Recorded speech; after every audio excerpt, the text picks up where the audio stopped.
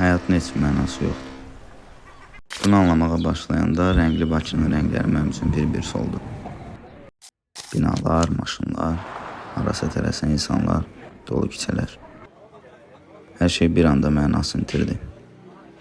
Olduqca çətin məsələnin əlini bir müddət yalnızlıqda tapdı. Sadəcə kitablar və mən.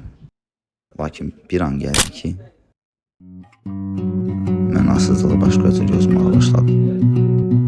Biz təxmini 13.8 milyard yaşı olan uçsuz bucaqsız kainatın hansısa nöqtəsində təxmini 5 milyard yaşı olan hansısa qaya parçasının üzərindəki 8 milyard insandan biriyik. Kiçikliyi dərk etmək zəncirləri yerindən qırdı. Nə deyim, vaxtın çox deyil. Çıx, gəz, gülümsə, dostlarınla görüş, tamam yeni şeylər öyrən, əylən, sev, ətrafında gözəllik yarat.